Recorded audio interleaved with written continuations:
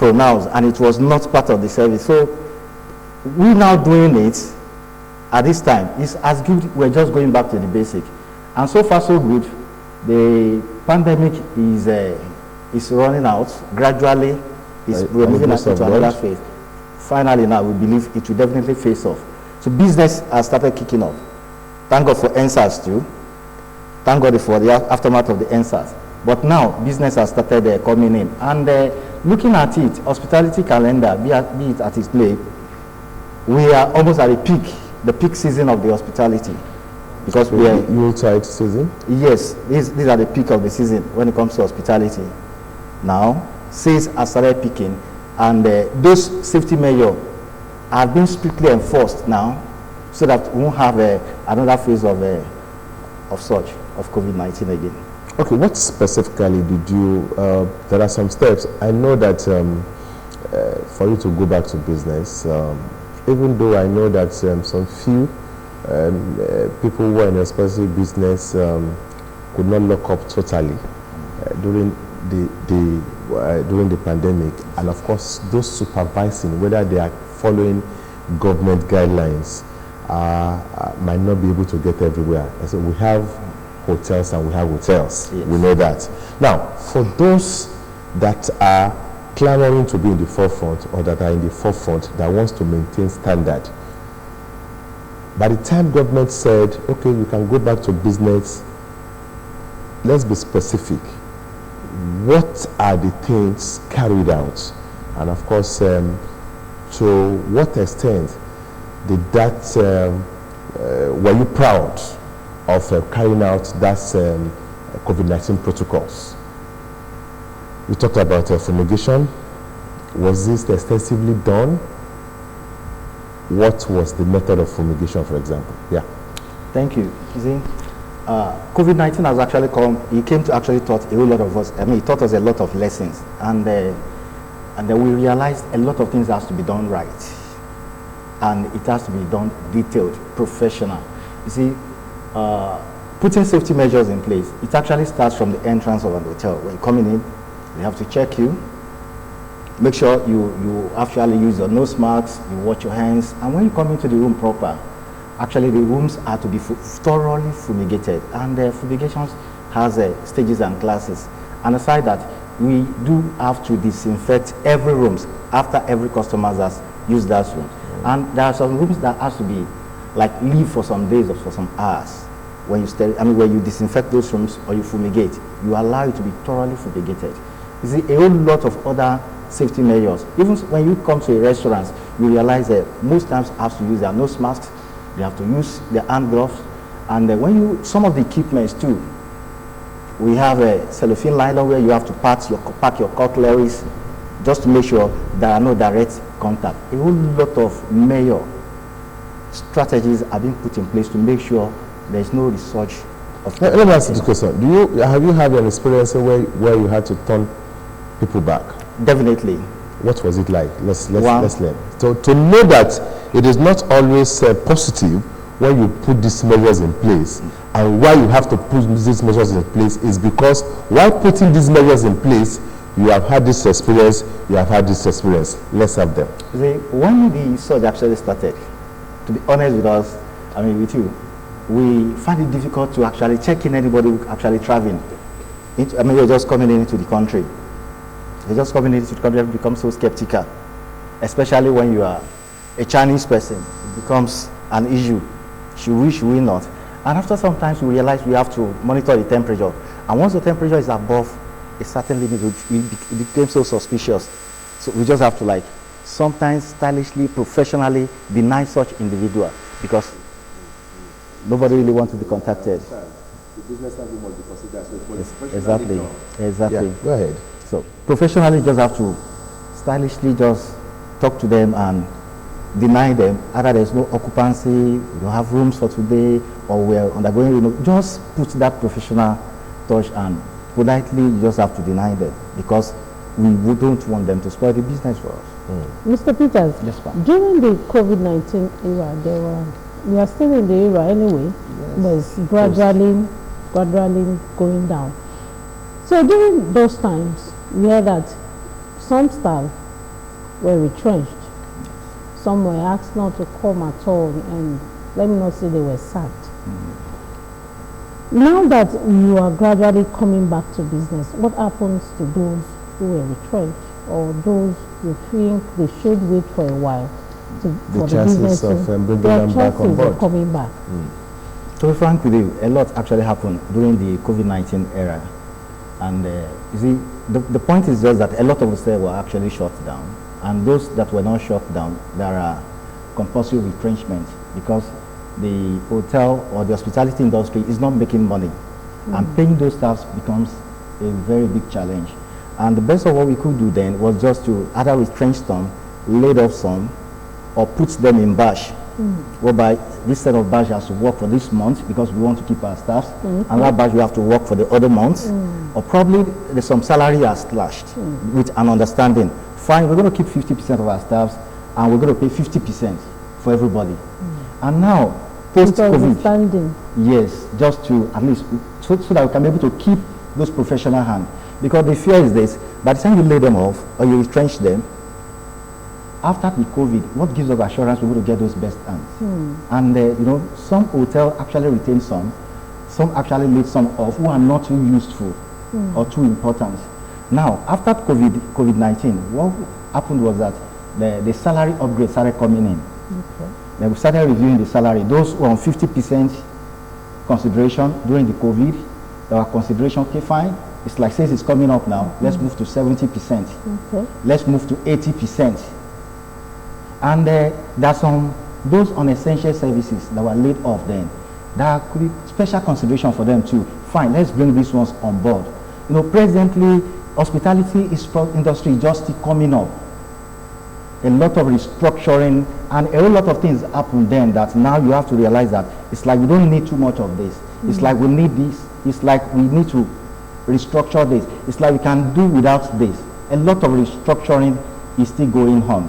And a lot of other better hands are going, because when you laid off some people and you can still operate for 2-3 months, that shows such individual may not be too important. Eventually it's adding to the overall running cost. Were you not thinking about unemployment too when you laid them off and then tell them not to come again? You increase the unemployment rate in the nation.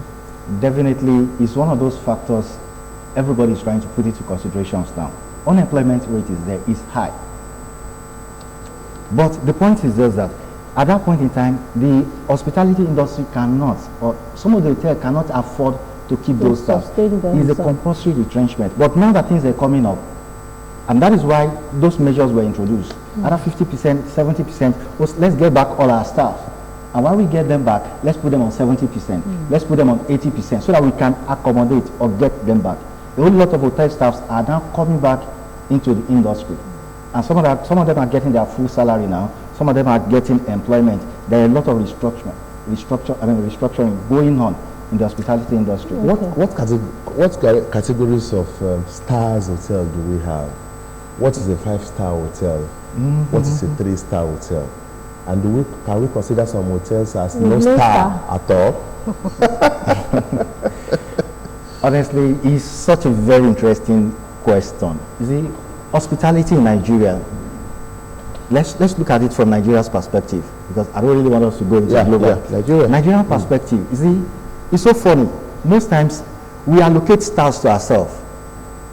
Somebody will be graced and it will just come up with a structure, a boutique hotel, and before you know what is happening, say, my hotel is 5 stars. So you are not my hotel is 3 stars. You are not different from education to private educational owners. They will just build this school and say so and so international school.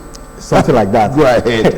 And you see a guest out, they say international hotel. You know, that kind of a thing. But I think the hospitality board of a state has that responsibility to structure and allocate those staffs based on the numbers of facility, the numbers of rooms. Yeah, educators. What are we likely to get to see in a standard 5-star hotel? There's world standards of allocating stars. One, it has to do with the facilities, the numbers of rooms, and the kind of service you render. Don't forget that there are motels, there are guest houses, there are motels, there are hotels. These are stages and categories. Okay. So the allocation of stars does not even come to motel, does not even come to guest house at all. I'm talking about hotels because I know that even though some people will say they are so style hotel, or you find out that because electricity is not constant, electricity is also not constant in that hotel.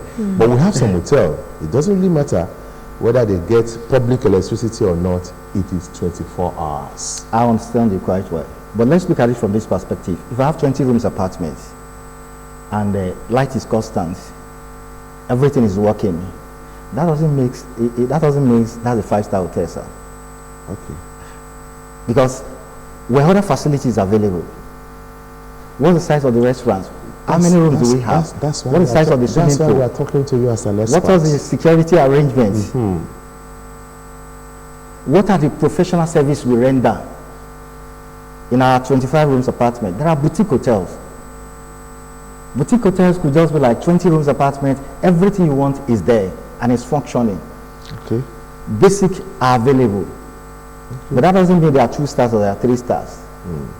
But when we start, we don't want to start mentioning names. But when we start looking at star hotels, who has stars, who has a standard that can compare with that of international standards. Without mentioning names, for example, in Ogun State, do we have 5-star hotels? Oh, sure, we do. We have 5-star hotels. Go ahead. We have 5-star hotels. Okay. We have 3-star hotels in Ogun State, and they are functioning excellently. Okay. Yeah, we do. We have 5-star. Okay, let's look at the role of hospitality business in growing the economy of the nation now.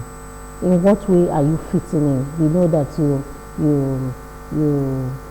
employ, you give services, and in turn you give back to the society.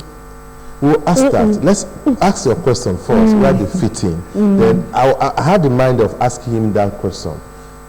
In the hospitality business, do they give back to the society? How? But first you come to that. Answer what is your role in growing the economy? The point is this, hotels do give back to society. Let's be honest. Okay, you decided to answer my question first. They do a lot of give back to society. For instance now, okay, Xmas is coming. Like an organization we consult for. Presently, we're organizing a children party. Okay. Giving out. Because there's no amount of gifts, amount of pleasure, amount of satisfactions, amount of happiness you're going to give to those children. And how much are you going to charge them? Giving back to society. Then when you look at some hotels, by virtue of their locations, they have to construct roads by themselves. Okay. They have to get a transformer, and with that transformer, they still have to lighten up the community. The community where they are based. Okay. So just like the roads. It's giving up. And when you look at some hotels too, probably beside or around, because of course light is constant, and there will be water, and those waters are being channeled to communities. Okay. Because it's still part of give back to the society. And don't forget, most of these hotels are self-owned. They're owned by individuals who does not even have much facility, who does not even have access to loans, who are not really benefiting much, even from the government.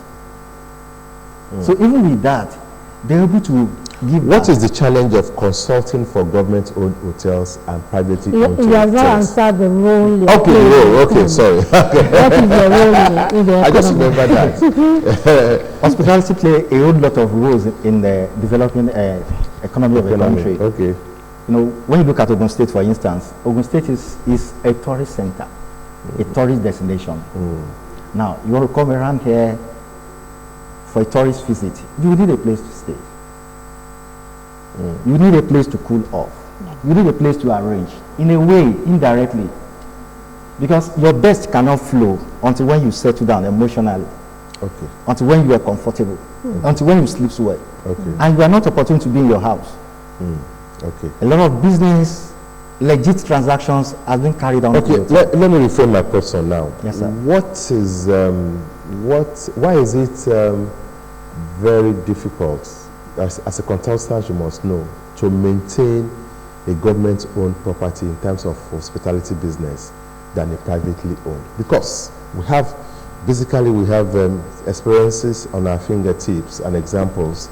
I mean, in various states, Ogun State Hotel, where is it today? There is Kwara Motels. It's not being managed well. You don't enjoy the kind of facilities you get. But when you get to private, so what is the problem from your experience as a consultant? Basically, I want to believe let me ascribe those things to three basic things. One, the management. Two, maintenance. Three, should we say marketing? But basically, it's all about the maintenance and the management. The whole thing still boils down to management. Management in terms of government will say it is our own, put guests there, feed them, they will not come back to pay or something like that? Something like that. Because when you look at the debt profile of such state-owned hotels, they're always very high. And when you look at the funding too, it's as good as if you are using this facility and you're not funding it. Definitely the standard will come down. And when the standard comes down, it will definitely lock down with time. And when you look at so many government facilities too, the funding are not too adequate. Okay. When you look at compared to individual owned, if you own your business or you own your hotel, you know that's your life investment. Okay. You're going to do all what you could to make sure that business stays alive. As we go on the program, let me come with this question. How do you see the hospitality business in the future? Because I can see that a whole lot of hotels are springing up here and there. They are becoming many. What we had 5 years ago is different from what we have 3 years ago. It's about what we have, and it is continuing to grow.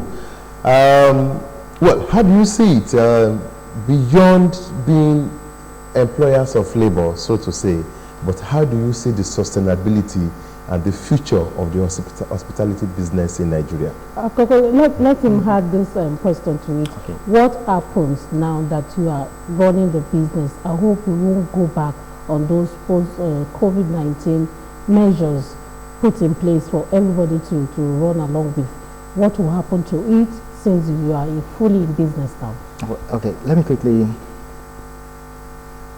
call your attention back to what I said all the time. I said when COVID came, a lot of safety measures were introduced, like nose masks, washing of hands, hand gloves, sanitizations, disinfections of rooms, fumigation and all that. Basically, when you look at it, they are part of a basic operational standard of an hotel. These are the basic things hotel were supposed to do.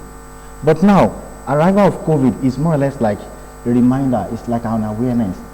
And everybody has reprogrammed that basic into the system. I hope we won't forget that reminder. Definitely, of course, for every standard hotel.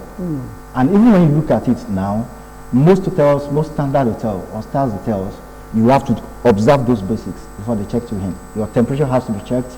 You have to use sanitizers. You have to come in with your nose mask and all that. Okay. It's a standard that has come to stay. And so, in the future, where do you see the hospitality business in this country? To be honest with you, Nigeria has a lot of potentials and a whole lot of things that hospitality has to do. But the point is just that, it depends on how well we can get it right. Because things are changing. Hospitality is taking a better shape now compared to what we used to experience in those days, in the days of guest house, in the days of motels. And when you look at it, generally, sir, in those days when you want to come in as an hotelier, you want to run an hotel, you want to do an hotel, the mentality are changing. And we are now operating at a global standard. We want to operate an hotel in Nigeria the way it's being run in US, the way it's being run in UK. With that kind of a mentality, you now realize that hotel is coming up. So seeing hospitality business in the next 5 years, it's going to be an unusual thing. It's going to be more classic. It's going to be more professional.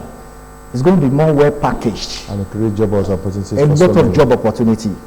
Definitely, you see, I believe something that, they used to say petroleum is one of those things we have in Nigeria. And I want to believe it's two things. Is that petroleum and hospitality?